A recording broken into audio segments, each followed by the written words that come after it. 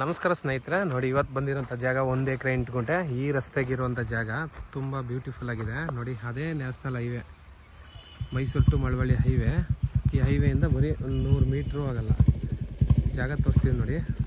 ಈ ಜಾಗ ಏನು ಸ್ಟಾರ್ಟು ಅದ್ಭುತಲಾಗಿದೆ. ಈ ಕಾಲುವೆಗೆ ಇದೆ.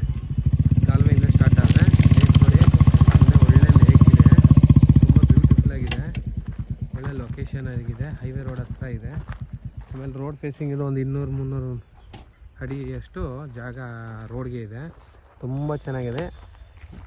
ಈಸ್ಟ್ ಫೇಸು ನೋಡಿ, ಬಸ್ ರೂಟ್ ಹೈವೇಲಿ ಯಾವಾಗೂ ಎನಿ ಟೈಮ್ ಬಸ್ ಓಡಾಡ್ತಾ ಇರ್ತಾವಲ್ಲ ಜಾಗದಿಂದ ಬರೋ 100 ಮೀಟ್ರ್ ಅಷ್ಟೇ.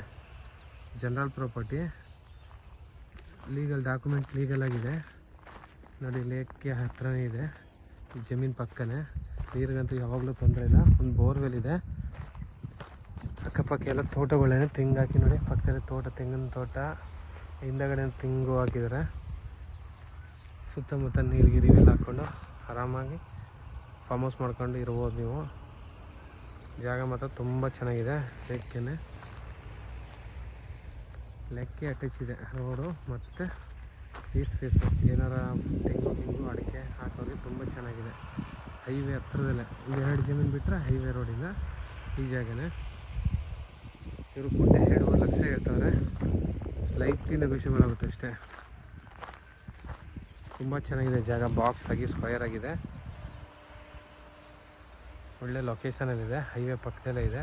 ಮನೆ ಮಾಡ್ಕೊಬಂದು ನೀವು ಏನು ಬೆಳಿತೀನಿ ಅಂದರೂ ಹಾಕ್ಬೋದು. ಬಾಳೆ, ಅಡಿಕೆ, ತೆಂಗು, ಕುರ್ಸ್ಕಿರೋಗಳೆಲ್ಲ ಫಾರ್ಮ್ ಹೌಸ್ ಮಾಡ್ಕೊಬೋದು. ಒಳ್ಳೆ ಜಾಗ ಮಾತ್ರ ಸೂಪರಾಗಿದೆ. ಲೇಕ್ ಹತ್ರನೇ ಇದೆ.